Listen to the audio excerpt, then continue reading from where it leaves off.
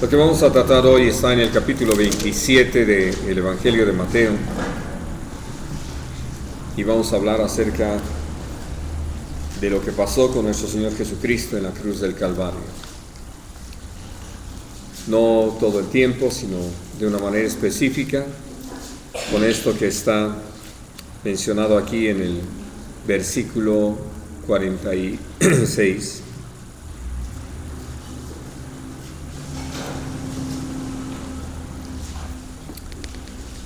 Dice: cerca de la hora novena, Jesús clamó a gran voz diciendo: Elí, Elí, lama sabactani.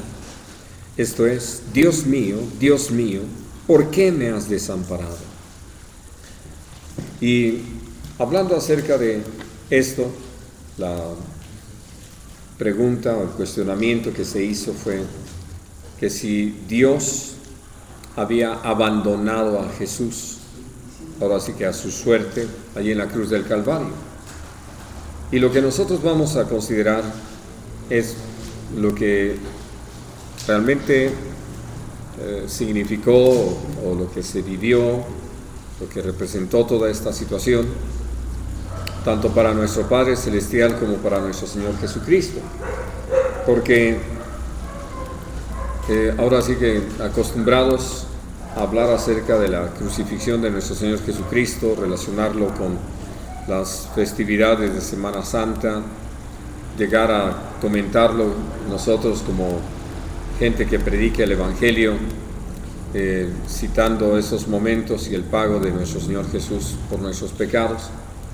Pero a veces no hemos considerado todo lo que significó para nuestro Señor Jesucristo llegar a ese momento. Él sabía que iba a morir, se lo había estado anunciando a sus discípulos, lo hizo en forma reiterada, y hablándoles ahora sí que podemos decir en una forma condensada de todo lo que iban a ser estos eventos, algo que nosotros leemos en varios capítulos, diciéndoles: es necesario que el Hijo del Hombre sea rechazado de los principales sacerdotes y ancianos del pueblo, que padezca a manos de ellos, a manos de los hombres, para que muera y resucite al tercer día. Y uno lo ve rapidito, para nosotros ya es historia, ya fue un hecho, pero nuestro Señor Jesucristo lo vivió, ahora sí que momento a momento, minuto a minuto, segundo a segundo, porque cuando uno está en determinadas situaciones el tiempo parece que no corre. Y entonces, al hablar de este momento, que ya era muy próximo a las 3 de la tarde, es cuando nuestro Señor Jesucristo tiene esta expresión.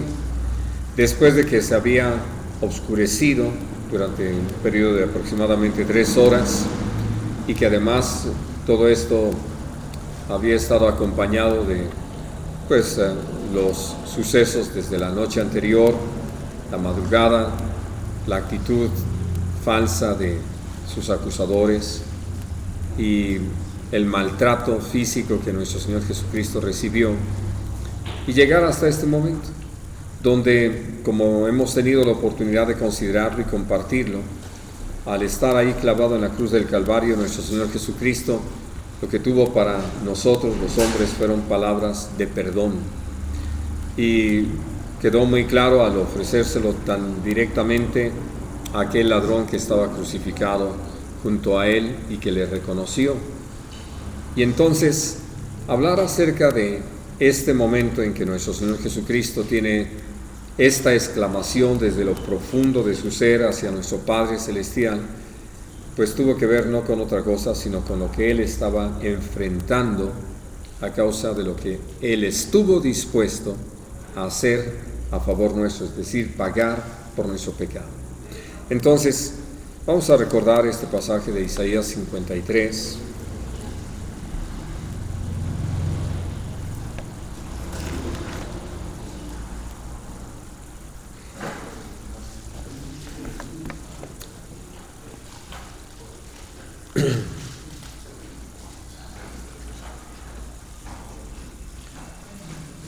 Y voy a leer a partir del versículo 3.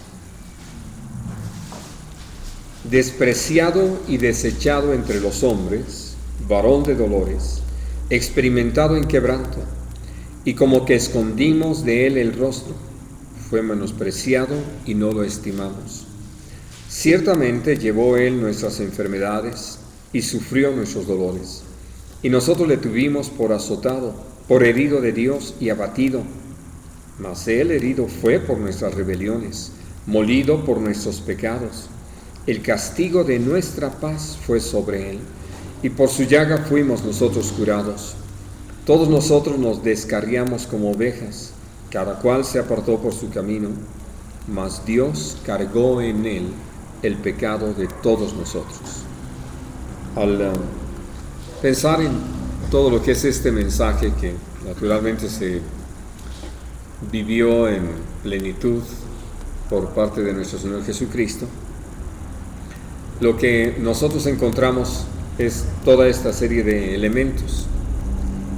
Algo que uno podría decir, después de que le habían seguido miles y que habían sido bendecidos por los milagros, las sanidades de las que habían sido testigos o de las que habían sido objeto, uno podría pensar, ¿qué pasó con toda esa multitud?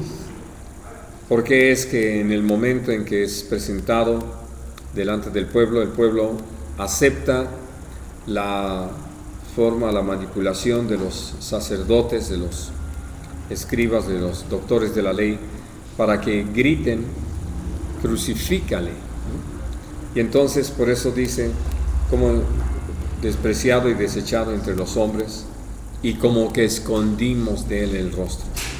Es decir, hablando de que los grandes ausentes en ese momento, sus discípulos, ¿no? Y hablando también de otra cosa, es muy importante el final del versículo 3, fue menospreciado y nosotros no lo estimamos. Es por eso que nos es necesario atender a lo que pasó en ese momento allí en la cruz y por qué Jesús tuvo esta expresión, donde Él, lo que dice claramente la palabra, a los ojos de los hombres aparecía como alguien azotado por Dios, que una de las cosas que se llega a decir, no solamente hablo de Jesús, sino en general de cuando alguien está padeciendo, ¿qué mal habrá hecho para que Dios lo castigue de esa manera, ¿no? Y entonces es esa actitud que la gente tuvo y que por eso podían pasar delante de nuestro Señor y burlarse de Él. Lo estuvo viviendo nuestro Señor Jesucristo. Pero, dice la palabra, lo que en realidad estaba sucediendo es que Él fue herido por nuestras rebeliones, por nuestro pecado, por nuestra maldad. Dios cargó en Él el pecado de todos nosotros. Así de que entonces, ¿qué estaba sucediendo en ese momento? Algo que necesitamos tener muy presente. Si hubiera allí de una manera manifiesta todos los cargos, las acusaciones, los acusadores de todos los delitos cometidos, pues solamente uno podría ir oyendo cómo se iba acumulando la pena. Yo no sé si ustedes oyeron esta noticia de que un juez dictó una sentencia de más de 1000 años contra un reo por los delitos cometidos, ¿no? Que por eso uno dice, pues ya no es ni cadena perpetua, eso ya hasta suena a burla, ¿no? De que condenen a una persona a tal cantidad de años y sabiendo perfectamente que no los va a vivir. Y entonces, usando esto de que eran faltas acumuladas y de acuerdo a todo lo que se acumuló, vino esa sentencia, pues podemos pensar en lo que pasó con nuestro Señor Jesucristo allí. El pecado de todos nosotros todos los homicidios, los fraudes, las mentiras, los engaños, los adulterios, en fin, la idolatría, la desobediencia, la maldad, todo eso fue cargado sobre nuestro Señor Jesucristo. ¿A qué dio lugar? Es decir, ¿qué es lo que en un momento dado se propicia con una situación así? Bueno, que uno puede decirlo de esta forma: Jesús desapareció bajo todo ese cúmulo de maldad. Es decir, lo que estaba ya entonces presente, lo que podía uno ver desde la perspectiva de nuestro Padre Celestial como juez, era solamente una montaña impresionante de pecado. Y Jesús cargando todo eso, porque era necesario para poder resolver el problema de nosotros los hombres. Y entonces, al hablar acerca de algo como esto, hay una expresión que hemos utilizado mucho en el Nuevo Testamento. Vamos a leerlo ahí en Segunda de Corintios, en el capítulo 5.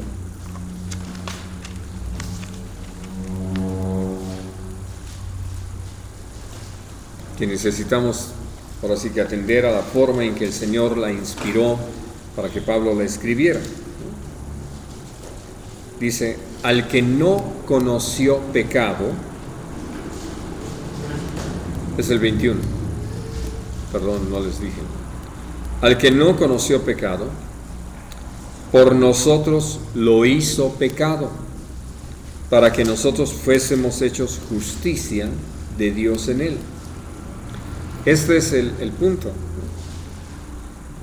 En ese momento Jesús estaba allí ya como pecado, entonces pagando por lo que es la paga del pecado, la muerte. Y algo que es tremendo considerar: al que no conoció pecado, al que nunca experimentó lo que es fallarle a Dios, pecar en su contra, transgredir la ley, ¿no? Sobre él es quien fue cargado todo ese pecado. Y por eso Dios lo hizo pecado, para que fuera posible que nosotros fuésemos hechos justicia de Dios en él. Esto es lo que se estaba dando allí en la cruz. Bien, vamos a Gálatas, al capítulo 3.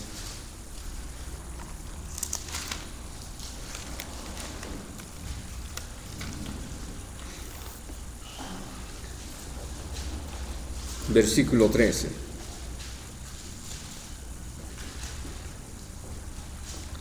Dice: Cristo nos redimió de la maldición de la ley, hecho por nosotros maldición, porque está escrito: maldito todo el que es colgado en un madero. En otras palabras, no solamente fue que se cargara en él el pecado de todos, sino aún la forma de morir, que eso es algo que, sobre todo en el Evangelio de Juan, queda de manifiesto. Desde el capítulo 3, cuando nuestro Señor Jesucristo está hablando de la serpiente en el desierto, dice: así es necesario que el Hijo del Hombre sea levantado. Luego lo repite, hablando de que si yo fuere levantado, allí en el capítulo 12, atraeré a muchos hacia mí. Era necesario que nuestro Señor Jesucristo no muriera decapitado, ni a pedradas, ni quemado, sino colgado en una cruz. Porque como lo dice allí en Deuteronomio 21, hablando acerca de por qué es considerado maldito alguien que era colgado en un madero. Su crimen, su delito era tal que por eso tenía que ser exhibido ante el pueblo, para, ahora sí que la peor condena. No era algo rápido, sino que estaban ahí colgados hasta morir. La instrucción naturalmente ahí en Deuteronomio es de que no dejará su cuerpo que quede ahí para pasar la noche, ¿no? Por eso había que hacer algo extra para provocar la muerte y ya poder quitarlo del madero y ponerlo en una tumba. El punto, entonces, para nosotros es tan importante considerar hasta dónde estuvo dispuesto en su amor por nosotros a llegar nuestro Señor Jesús, ¿no? Él estuvo dispuesto a llegar hasta este asunto de ser hecho maldición para librarnos a nosotros de la maldición de la ley. Y entonces poder enfrentar toda esta situación así, con toda esa carga, con toda esa responsabilidad. Ahora sí que pagando nuestra cuenta. Bueno, esto es lo que en parte nos permite entender por qué es que nuestro Señor Jesús pudo experimentar cómo se rompió esa comunión con nuestro Padre Celestial. Porque en ese momento ya no estaba como hijo hablando con el Padre, que lo había estado haciendo al estar aquí el tiempo anterior, al haber venido como hombre, sino que estaba delante de Dios como reo de delito, y además de un delito grave, cargando la maldad de toda la humanidad. Y entonces, por eso el Señor nos habla de cómo es que necesitamos valorar eso, estimar lo que esto significa, para que podamos también entender lo que nuestro Señor Jesucristo vivió. Hemos tenido que decir, una comunión que había sido siempre, que no había habido el menor motivo para que no existiera, para que no se diera, para que pudiera perseverar, se dio en ese momento. Y Jesús estuvo dispuesto a vivir. Y naturalmente, ya viviéndolo, pues experimentó lo que eso significaba. De tener ya no enfrente a alguien con quien poder platicar, hablar, recibir instrucción, sino como un juez que estaba condenando el pecado. Y por eso la experiencia de nuestro Señor Jesús de sentirse desamparado. ¿Querías saber? ¿Se sintió desamparado o realmente estaba desamparado? Porque de lo que tú estabas hablando acerca del pecado, la paga del pecado es muerte, era una separación de Dios, era romper realmente la comunión con el Padre, porque en ese momento estaba cargando el pecado de todo. Sí. Sí hubo esa separación, ese desamparo. El desamparo, sí. Hablando de que si nosotros entendemos el asunto, no, es que eso es lo que hay que entender. Sí. Cuando nosotros hablamos de amparo, hablamos de protección. Eso es lo que es quitado, para que, esto es lo que necesitamos entender. El eterno Dios, nuestro Señor Jesucristo, murió. ¿No? Así como que de repente, a ver, ¿cómo está ese asunto? Bueno, para que eso fuera posible, Él se encarnó, Él vino como hombre, y estando en esa condición de hombre, pues estuvo como siervo, obediente, y entonces participó de carne y sangre igual que todos nosotros, fue tentado en toda nuestra semejanza. Todo esto fue necesario para poder experimentar la muerte. De otra manera, no lo hubiera podido. ¿Qué es lo que necesitamos mirar? Porque la pregunta, el cuestionamiento era eso, de si Dios lo había abandonado. No. Allí estaba. Estaba como juez, juzgando el pecado de todos nosotros, pero ahí estaba. Y hablando de algo que nos es tan importante aprender, nuestro Padre Celestial es Padre por excelencia. Viendo a nuestro Señor Jesús pagar por los delitos que nunca cometió, por los pecados que nunca llevó a cabo, las transgresiones. Pero debido a que nuestro Señor Jesucristo y naturalmente también nuestro Padre Celestial tuvieron a bien que Jesús pagara, nuestro Padre Celestial no menguó su papel de juez, Él es justo, es un juez justo. Y tratándose de pagar por el pecado, pues la muerte, vamos, la sentencia no cambia. Así es. Pero el punto, sobre todo, anhelo que lo entendamos, porque tenemos una responsabilidad en la iglesia. Ahora sí que se trate de quien se trate, Dios nos llama a ser justos, a aplicar la medida que vamos a aplicar en la disciplina, igual a todos, ¿no? Sin hacer acepción de personas. ¿Y eso es lo que hace diferente de los jueces terrenales? Sí. Y bueno, y muy diferentes, porque estos de repente les tapan los ojos como monedas o billetes, ¿no? Pero hablando de cómo un juez aquí en la tierra, teniendo que sentenciar a su hijo, se le conmueven las entrañas y busca a ver qué resquicio legal hay por ahí para librarlo, ¿no? O hasta abusando de su autoridad. Exactamente, es que eso es lo que deseo que veamos, porque ese momento está simplemente representando el hecho de cómo nuestro Señor actuó con toda justicia, tratándose de Jesús. ¿Era justo? No, es todavía. Que Cristo pagara por nosotros es justo.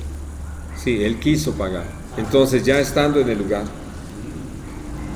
nuestro Padre Celestial no podía decir, bueno, yo sé que es inocente, entonces como que vamos cambiando el asunto. No. ¿Aceptaste pagar por todos? Amén. Pagas lo que se debe pagar por el pecado. Por ejemplo, dices que el Padre no lo desamparó. No, sí, no lo abandonó. No lo abandonó. Jesús clama y le dice al Padre, ¿por qué me has desamparado? Así es. El Padre no lo abandonó. Pero Jesús, por causa del pecado, siente esa separación del Padre, porque realmente en ese momento estaba... Sí, así es. Pero miren, eso es lo que hay que entender, ¿no? Ahora sí, ¿por qué no me ayudas? ¿no? Hablando el desamparo es que ya no tengo protección. Bueno, es que ese es el punto, por eso es lo que necesitamos entender. Alguien diría, pero Dios es todopoderoso y además es el Señor del universo y puede hacer lo que quiera, pero Él se respeta a sí mismo. Amén. Que eso es algo que hemos aprendido, ¿no? Y que ha sido muy valioso entender esto que el Señor dice, por amor de mi nombre.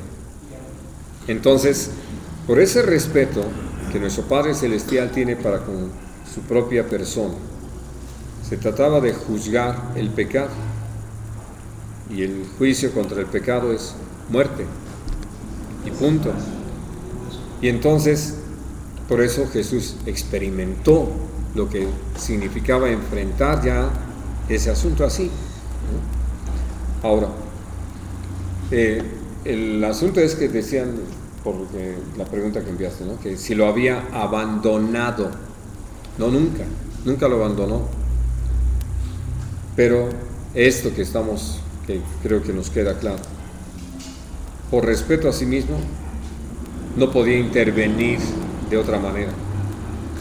No podía cambiar lo que Él había establecido desde siempre, desde el principio lo manifestó a nosotros los hombres, ¿no? Y entonces, es por eso que nosotros necesitamos entender el por qué Jesús experimentó ese desamparo, porque tenía que enfrentar lo que era pagar por el pecado. Bueno, sí. Ahorita lo que está comentando, por ejemplo, ha habido ciertos comentarios de cierta gente que dice, bueno, ¿y cómo es posible que ese hermano que sirve a Dios, que es un hombre de Dios y que busca de Dios, y por qué Dios permite que pase ciertas enfermedades o ciertas carencias o no sé cuántas situaciones? ¿Por qué Dios permite esas cosas?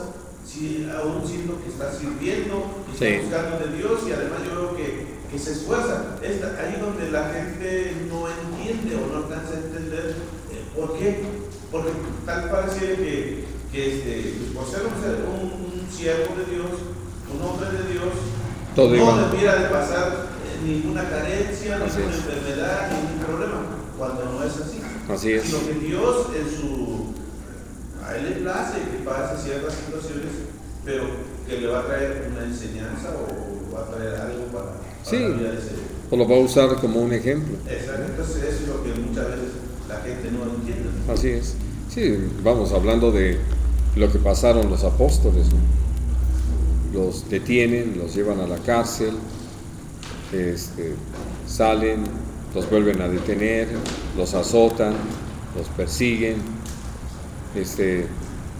vuelven a detener a Jacobo, lo sacrifican, detienen después a Pedro con la intención de hacer lo mismo. Es bien tremendo, porque, por ejemplo, a Jacobo sí lo matan y a Pedro no. Claro. Y dices, ¿por qué a unos sí y a otros no? Sí. Uno debería de ver eso, también de plazo que yo sí. No, y era el tiempo, vamos, terminó su tarea, había sido fiel y como lo hemos aprendido, ¿por qué Dios nos llama a aprovechar el tiempo? Este es el momento que tenemos, es para servir a Dios, para mantener ese compromiso. ¿Qué viene adelante? Solamente el Señor lo sabe. Y si el Señor dice hasta aquí, se acabó, punto, ¿no? Y entonces, lo que ha sido importante compartir es que no es lo importante qué tan larga es nuestra vida, sino cómo la vivimos y qué tan provechosa fue en el Señor, porque aún como la vida de Juan el Bautista, 30 años, 6 meses, y se fue a la presencia del Señor, ¿no? Y ha hecho mucho, ha hecho muchísimo más que... Sí, que gente de 100 años, ¿no? Sí, exactamente. Y entonces, hablando de esto, de lo que Dios tiene dispuesto con cada uno de nosotros. Por eso el Señor lo señaló, a unos les va a pasar esto, a otros les va a pasar esto otro. ¿Quién? Ninguno de nosotros es tentado más de lo que puede resistir, y junto con la tentación viene la salida. De tal manera que cuando vienen pruebas sobre nosotros, Dios nunca nos va a probar más allá de lo que realmente podemos vivir, experimentar, resistir, con el fruto, el resultado que Dios busca que se dé. Por eso podemos confiar en Él y descansar en Él, pensando en algunos hermanos que han tenido que vivir espantosas torturas, estar por largos tiempos en la cárcel y no saber nada de sus familias, solo confiar en que Dios, quien es fiel, está viendo por todos estos asuntos, ¿no? Un versículo: es necesario que a través de muchas tribulaciones entremos en el reino. Sí, así es. Es necesario. Es muy necesario. Porque es lo que nos enseña que este mundo no es nuestro hogar, estamos de paso. Sí, bueno, retomando la pregunta de Rafa, que dice que separación, porque entendemos que el pecado es la separación de Muerte. la muerte de Dios con el hombre, es la separación. Entonces, si Jesús fue en ese momento, cargó todo el pecado, entonces, que no recuerdo exactamente la versión, pero ahí donde dice, ¿por qué me has abandonado? No dice desamparado, dice abandonado directamente. Entonces ahí está mal traducido. Claro, porque Dios nunca lo abandonó y eso necesitamos entender. La prueba está en el mismo Evangelio. Pasa ese momento, Él dice, sed tengo, y le dan vinagre, y entonces Él dice, consumado es, Padre, en tus manos encomiendo mi espíritu. Si lo hubiera abandonado, no habría más trato. Pero vivió eso, desde que todo el pecado fuera cargado sobre Él y viniera la sentencia, ¿no? ¿Cuál era la sentencia? Morir. Sí, sobre todo por lo que dice hace rato usted, que muchas veces ha predicado, ¿no? Inclusive yo he escuchado una predicación que decía que hasta Dios le dio la espalda, que no me podía ni ver tanto pecado. Entonces, a veces uno sí se queda con esa perspectiva, esa idea, ¿no? Y ahorita por lo que está diciendo, pues sí, no sé si tenga relación con lo que dice Corintios, hablando de la cena del Señor, cuando la tomas indignamente, que dice que vas a ser castigado, juzgado, para no ser condenado. No sé si en un sentido. En un sentido así pero muy sentido. No, porque ahí está hablando de atender a una situación, mientras que Jesús ya, vamos a decir, eso no había regreso. O sea, iba a vivirlo. Pero que el problema ha sido esto de decir que nuestro Padre Celestial lo abandonó. No, ahí estaba, y estaba como juez. Y una vez que estuvo dictada la sentencia y Jesús la recibió, por eso pudo decir: consumado es. Y Padre, en tus manos encomiendo mi espíritu. Y experimentó la muerte, ¿no? Y fue a predicar a los espíritus cautivos que esperaban desde los días de Noé, etc. Vamos a 1 de Pedro, capítulo 2.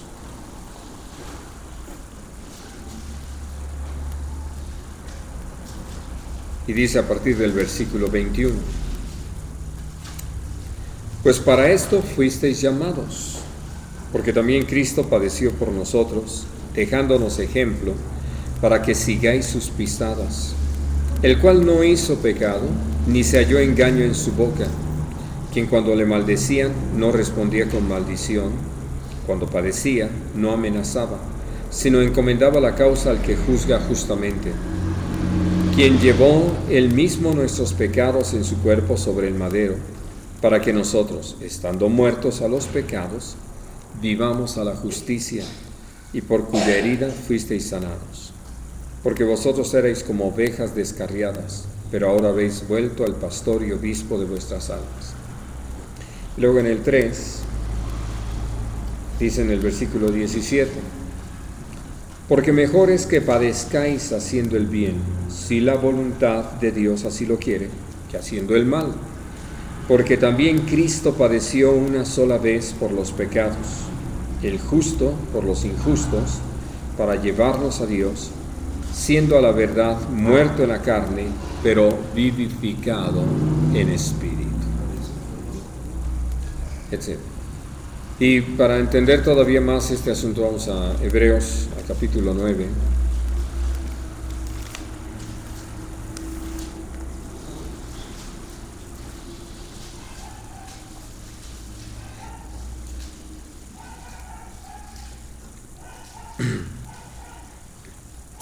Y dice a partir del versículo 24: porque no entró Cristo en el santuario hecho de mano, figura del verdadero, sino en el cielo mismo, para presentarse ahora por nosotros ante Dios, y no para ofrecerse muchas veces como entra el sumo sacerdote en el lugar santísimo cada año con sangre ajena. De otra manera, le hubiera sido necesario padecer muchas veces desde el principio del mundo. Pero ahora, en la consumación de los siglos, se presentó una vez para siempre por el sacrificio de sí mismo, para quitar de en medio el pecado, y de la manera que está establecido para los hombres que mueran una sola vez, y después de esto el juicio, así también Cristo fue ofrecido una sola vez para llevar los pecados de muchos, y aparecerá por segunda vez sin relación con el pecado, para salvar a los que le esperan. Y luego en el 10, 11, dice: y ciertamente todo sacerdote está día tras día ministrando y ofreciendo muchas veces los mismos sacrificios que nunca pueden quitar los pecados. Pero Cristo, habiendo ofrecido una vez para siempre un solo sacrificio por los pecados, se ha sentado a la diestra de Dios. De ahí en adelante, esperando hasta que sus enemigos sean puestos por estrado de sus pies. Porque con una sola ofrenda hizo perfectos para siempre a los santificados. Entonces, hablando de algo que Dios nos hace saber, es cómo nuestro Señor Jesucristo, al realizar un sacrificio perfecto, deja satisfecha la justicia de nuestro Padre Celestial, de Dios mismo, y nos brinda entonces a nosotros una posibilidad absoluta y total de ser limpios de todo pecado y por lo tanto de poder presentarnos delante de Dios en paz para poder vivir con el Señor. Y entonces lo que vemos es que de ninguna manera el Señor dejó de lado la situación. Es decir, no cambió lo que había venido hablando con el pueblo de Israel y el trato que había tenido con el pueblo de Israel al darse la situación con nuestro Señor Jesucristo. Y es por eso que entonces lo que estamos considerando hoy, allí estaba nuestro Padre Celestial, atento a que realmente Jesús estuviera como ese cordero sin mancha y sin defecto que pudiera ser sacrificado, pero en un sacrificio perfecto que entonces de una vez para siempre resolviera el problema del pecado, y que por eso lo dice, para hacer con una sola ofrenda perfectos a los santificados, ¿no? A la gente apartada para él. Y entonces lo que vemos es que nuestro Padre Celestial estuvo ahí presente todo el tiempo. Será el evento actual, cada uno en lo que se comprometieron a hacer, Jesús cargando el pecado de todos nosotros, nuestro Padre Celestial juzgando eso. Jesús experimenta lo que ya esto significó. En sí, nosotros podemos considerar que también para nuestro Padre Celestial esto no fue cualquier cosa, sino algo tan especial. Ahora sí, tener que dictar sentencia sobre su propio Hijo, y lo hizo fielmente, y entonces por eso merece toda la honra y la gloria, por hacer las cosas en esa justicia que nos ha demandado a nosotros mismos.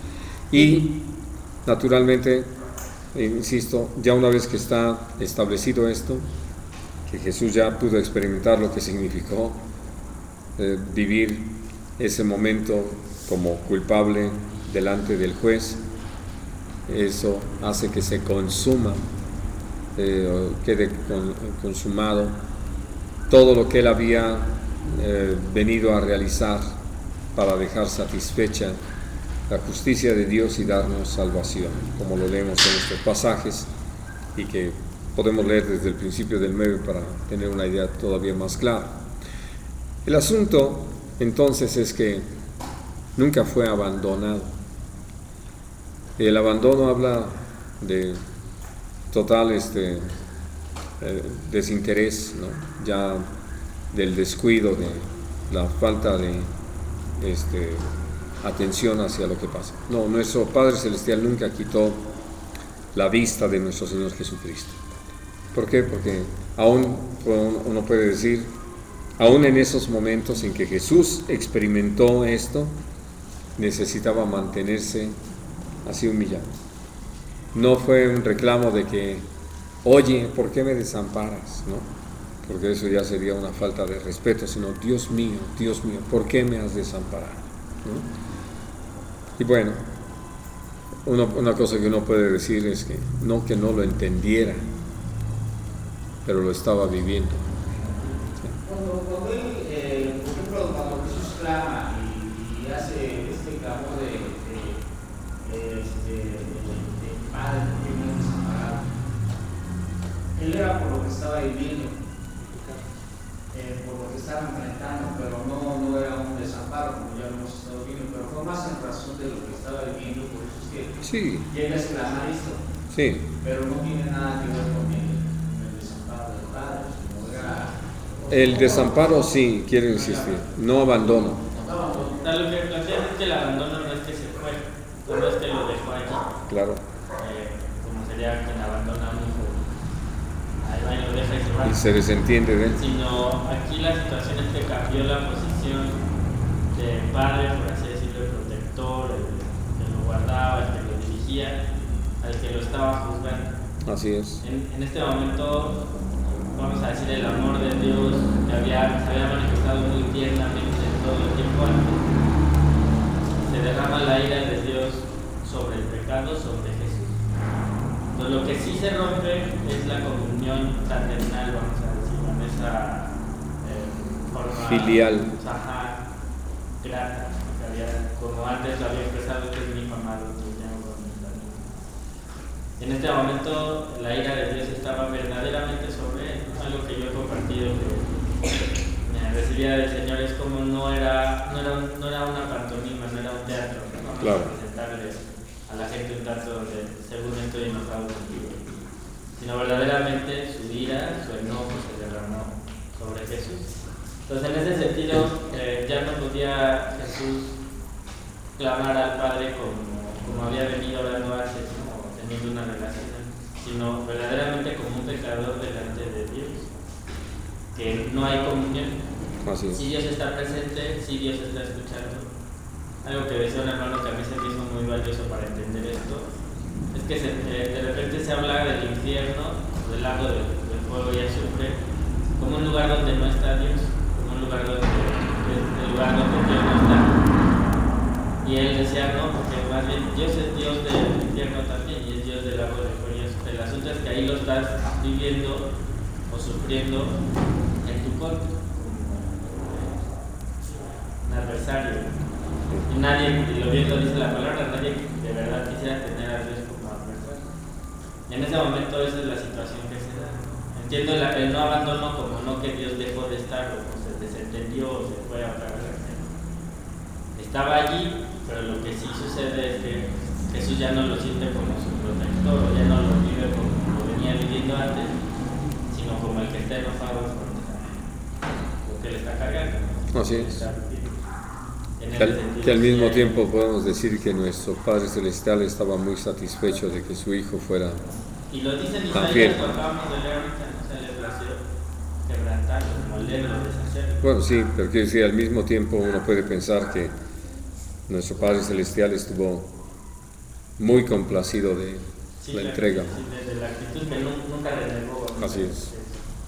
Pero sí, por eso es un momento, yo les he compartido, es un momento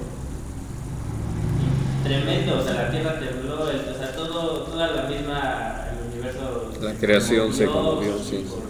Por este momento donde hay una serie de conflictos, y yo puedo testificar que el Padre nos ha dejado saber cómo para él fue algo tremendo también, o sea, no fue así como, mira lo que seguía, lo sufrió literalmente. De repente uno ve a Jesús sufriendo y al Padre como hasta riéndose casi. Sí. Pero también el Padre lo sufrió, o sea, para él no fue algo agradable, habla más del amor a su santidad, a su justicia, no como un teatro que de repente se pudiera llevar a ver así. Sí, que el guión decía. En el sentido que le da la espalda es en el sentido de Padre, o sea, ya no podía abogar en su favor, o sea, ya no había este momento en que todo aterrizaba, porque al final de cuentas podemos entender que toda la creación, todo lo que Dios quiso manifestar, y en ese momento se embonó, ¿no? Todo. Porque todo, ese momento determinó todo. Todo. Sí. Entonces por eso digo, la misma naturaleza se estremeció en ese momento, porque no era algo ligero ni sencillo. Así es. Pero sí es muy importante entender la posición del Padre con respecto a Jesús Así es. y al pecado en ese momento. Tal vez la palabra abandonar sí es lo que da un malentendido, ¿no? Así es, absolutamente. Pero sí hay esta cuestión de enojo de Dios contra el pecado. Sí, por eso lo que el Señor siempre manifestó, ahí estaba presente.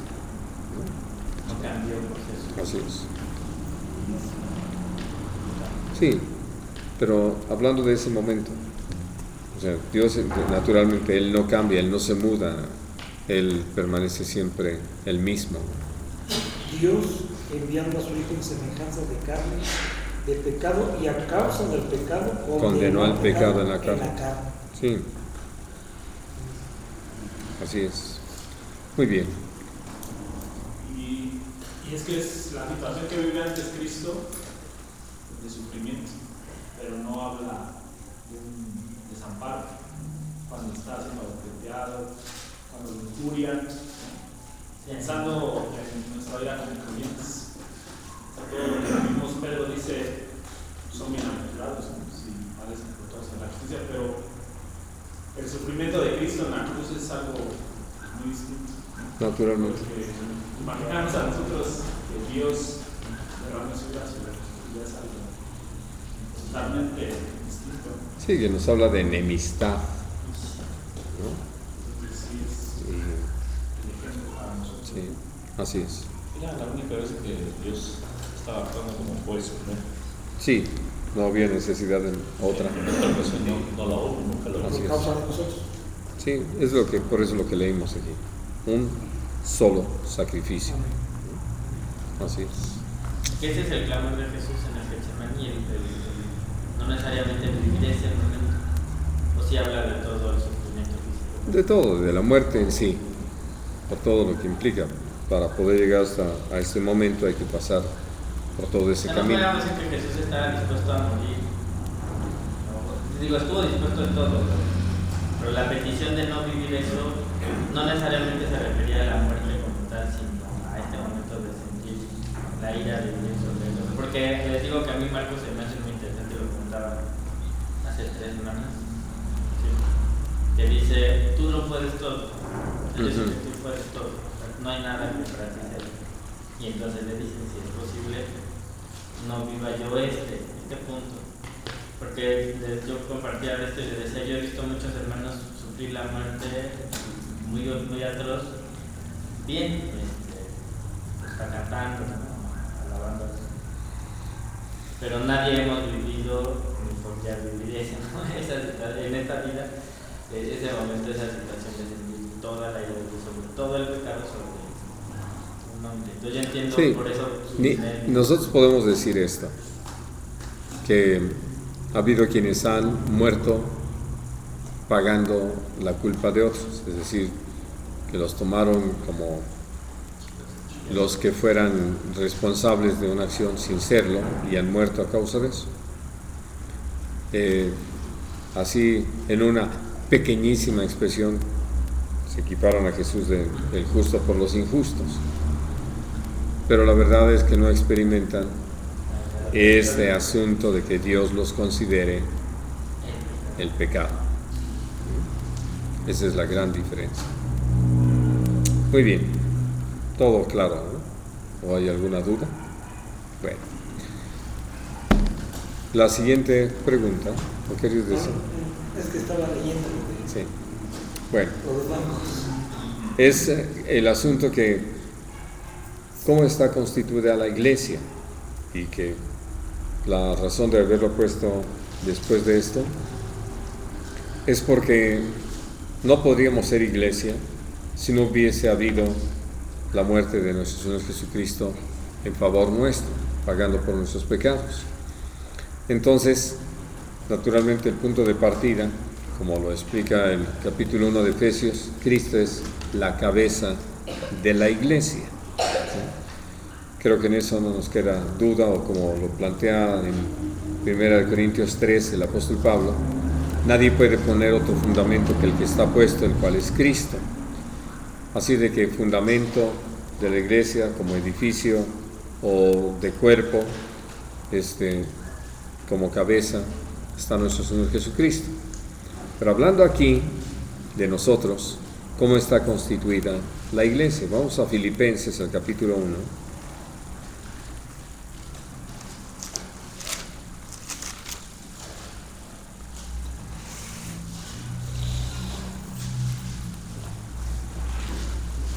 Y dice en el versículo 1,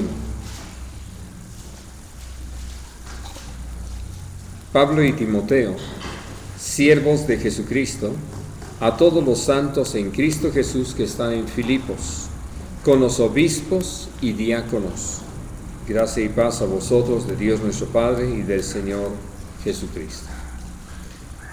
Creo que este es el único lugar donde de una manera tan resumida está lo que es la estructura de la iglesia en cuanto al orden que Dios le ha dado. Y por lo tanto, lo que podríamos llamar una estructura de autoridad. Al hablar de todos los santos, de todos los creyentes, que no somos un grupo amorfo, es decir, sin forma, sino que para el Señor, por eso habla de nosotros como un cuerpo, donde, como lo explica el capítulo 12 de 1 de Corintios, todos tenemos una posición y por lo tanto una función. El planteamiento que se hace en este capítulo tiene que ver con el hecho de cómo algunos pueden llegar a protestar por no ser lo que quisieran ser en lugar de lo que son, ¿no?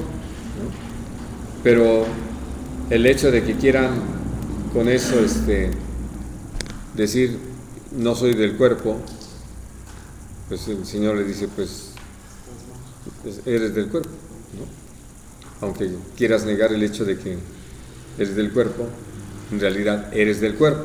Bueno, ¿por qué sí nos es necesario entenderlo? Al Dios estructurar la iglesia con el grupo de ancianos, los diáconos, la congregación, simplemente nos ha enseñado cómo Él es un Dios de orden. Siempre ha sido un Dios de orden. Desde que Dios crea al hombre y a la mujer, para el orden pone al hombre como cabeza, a la mujer como ayuda idónea. Una vez que tiene al pueblo, hay una cabeza, hablando de Moisés, que tiene un respaldo, hablando de Aarón, sus hijos como sacerdotes, y que además hay toda una organización que Dios usó a Jetro para darle todo un contexto en cuanto a poder atender, vamos a decir así, a lo civil, ¿no? Pero Dios añade a Moisés y a Aarón y sus hijos a un grupo de 70 ancianos que conforman el concilio, el Sanedrín. Y con todo esto Dios nos va mostrando la importancia de que sí hay alguien que presida en el Señor, pero que nunca solo. Y entonces, cuando aparece la figura del rey, que prácticamente, de acuerdo a la descripción en el primer libro de Samuel, es en calidad de plenipotenciario, es decir, que tiene todos los poderes en su persona. Para poder funcionar, uno puede darse cuenta de la necesidad de reconocer a gente que van a ser sus consejeros, gente que tiene visión, sabiduría, entendimiento sobre lo que se requiere, y a quienes un rey sabio consulta, pero que además tiene pues toda una organización en cuanto a quién es el que comanda el ejército, o quién está en la tesorería, quién es el secretario, y todo esto que va mencionándose en la palabra acerca de todos los que iban coparticipando. Y finalmente nosotros podemos hablar de el papel tan importante que juegan ahí los profetas, para que un rey no camine solo, sino entienda que hay algo que, sin que lo hayan podido captar realmente los seres humanos, hoy en día hablamos del ombudsman, o sea, de la Comisión de Derechos Humanos, y nada más se queda en eso. Acá es de derechos divinos. Y entonces, ¿cómo va a haber siempre de parte de Dios alguien a quien Dios levante para hablar acerca de lo que es el curso correcto para el pueblo del Señor? Y entonces, aún estando el rey con todo el poder, al punto tal de que puede hasta destruir a los propios profetas, no deja de haber profetas, gente a quien Dios levanta, le da una palabra, una visión, una revelación, para que entregue ese mensaje al pueblo. En otras palabras, hermanos, nunca ha sido de Dios la voluntad que marchemos solos y que nos quedemos como plenipotenciarios al frente de la iglesia. Por eso nosotros podemos leer en la palabra que escribe al ángel o al mensajero de la iglesia que está en estos 7 puntos allí en Asia Menor, ¿no? Pero está hablando de directrices hacia la iglesia, de las que hace responsable a uno que tiene la calidad de presidir al pueblo, pero no como la única persona que está con esa responsabilidad. Por eso es que al hablar de un cuerpo de ancianos que necesitan a alguien que los presida, nosotros hemos usado mucho el término pastor, pero puede ser que quien está presidiendo a la iglesia puede ser más un apóstol, un profeta, un maestro, un evangelista. Y digo esto porque sé que para nosotros ha sido más fácil seguirnos con la trayectoria que se empezó a utilizar algunos siglos atrás, donde simplemente nos acostumbramos y así usamos el título. Uno, observando el trabajo de algunos, pues uno descubre que no son exactamente o solamente pastores, sino que evidentemente Dios los ha llamado para algún ministerio más o aparte de. Y ese trabajo tiene que ver, como lo menciona en el libro de Hechos de los Apóstoles en el capítulo 5, donde la labor de los ancianos es la oración y la palabra. Gente que tiene sobre de sí la responsabilidad de estar delante de Dios para conocer la voluntad de Dios y después delante del pueblo para dar a conocer la voluntad de Dios al pueblo. Y entonces, prácticamente lo que nosotros podemos leer, que era el papel de los sacerdotes y profetas en el Antiguo Testamento, pero que en el Nuevo Testamento lo encontramos así en esos términos, dentro de los ministerios que engloban como ancianos, y que una vez que están entendidos esta tarea por parte de los ancianos, aparece la necesidad de atender a los aspectos materiales, con esta expresión de servir a las mesas que aparece allí en Hechos. Y entonces para ello los diáconos, la gente que debido a su testimonio, a su disposición, a su relación con Dios, tienen la sabiduría y la visión para llevarlo a cabo, para que llenos del Espíritu Santo, siendo de buen testimonio y sabios, puedan atender a estos aspectos y que la iglesia pueda marchar con entendimiento, viendo que todos estos aspectos queden cubiertos. Y naturalmente, tanto unos como otros, la gran tarea es estar caminando como iglesia y viendo cómo los santos son perfeccionados, para que el corazón de nuestro Padre Celestial quede satisfecho. Como ya hemos hablado en muchas ocasiones de esto, por eso ahora sí que no profundizo más el asunto. Pero esto es básicamente la estructura de la iglesia. ¿Tienen alguna pregunta sobre ese respecto? Bueno, sabemos que hay ancianos y diáconos, pero puede ser que, aquí no es el caso, pero igual en otros lugares que hay mujeres que sirven, pero les llaman, tienen otro nombre, Diaconisas. Eso sí se puede. Naturalmente, como Febe. Sí. Pero no ancianos, sí. No, como ancianos no. Es decir, nunca en una posición de autoridad. Pero sí, hermanos, y uno entiende sobre todo que para atender algunos aspectos prácticos en la iglesia, pues que tiene que ver con mujeres, Es que esa es la pregunta, porque en Hechos, cuando cogieron a Esteban, si no me recuerdo, ese también que era para servir las mesas, y ahí alguien diría, pues es algo de mujeres, como que sin embargo cogieron a mujeres. Sí, no, pero eso no es de mujeres. Esos son de los tabúes machistas, ¿no? No, en varias partes del mundo, sí, no, sino que, por eso yo les he dicho, no han leído que Jacob cocinaba, ¿no? Tanto que le abrió el apetito a Esaú, ¿verdad? Sí, y Esaú también. Y vamos hablando de cosas así que de repente las hemos estereotipado sobre las mujeres, pero que no hay razón para decir que ese es papel, trabajo o función de una mujer.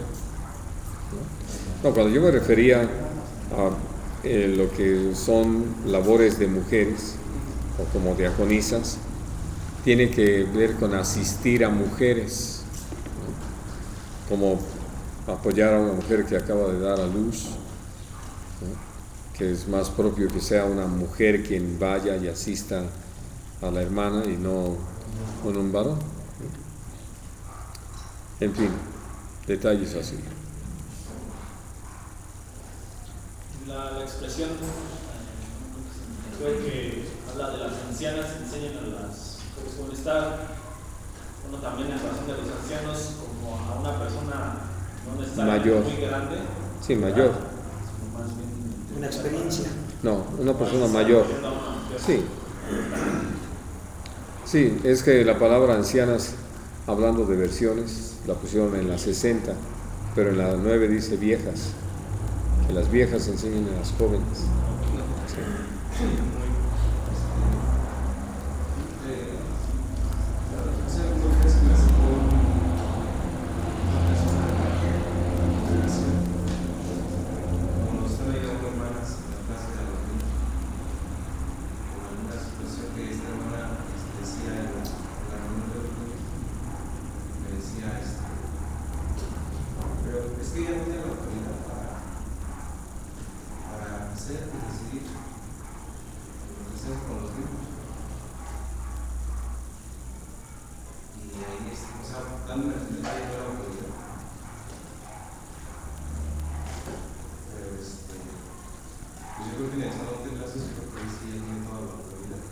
Absolutamente. Ninguna. No, y en eso se equivocan. Estamos hablando de lo que es el papel de la mujer. Una cosa interesante hablando de una reunión. La mujer que ora o profetiza, es decir, tiene una participación directa en una reunión. Cuando dice que las mujeres callen en la congregación y que si tienen alguna pregunta, pregunten en casa a su marido, habla más del respeto al marido, de la consideración al marido, de no exhibir al marido, ¿no? Y aún de darle sobre todo el reconocimiento al esposo de quién es como cabeza, porque el esposo le puede decir no sé, pero voy a preguntar, no puedo contestarte, pero voy a investigar para poder resolverlo. Pero hablando entonces de cuando una hermana está colaborando, como lo dice allí en Romanos 2, como maestro de niños, evidentemente tiene una autoridad en el momento y sobre quienes están allí para ordenarles las cosas propias del asunto, o aún para mandarlos de regreso con los papás si los papás no han enseñado a respetar a sus hijos, a los mayores. Es decir, porque algo que es terrible y muy clásico ya, que los niños no han sido enseñados a respetar a sus mayores. Lo que está contemplado en el capítulo 19 de Levítico, donde habla inclusive del respeto hacia las canas, no, eso no se le enseña a los niños, ni a los adolescentes, menos los jóvenes, ¿no? Pero forma parte de eso, y es el respeto a una persona mayor que puede hacer una observación. Es cierto que esa autoridad es limitada y que va sobre determinados renglones. ¿Qué instruimos nosotros a quienes participan en eso? ¿No? Que cuando un niño empieza a ser desobediente, grosero, simplemente mándenlo con su mamá o con su papá, ¿no? Para que ellos se encarguen de tomar las medidas disciplinarias necesarias si es que entienden de qué se trata. Y hace muchos años, cuando mi esposa estaba trabajando con los niños todavía, intermedios, o todavía no llegaban tal vez a intermedios, andaban por ahí,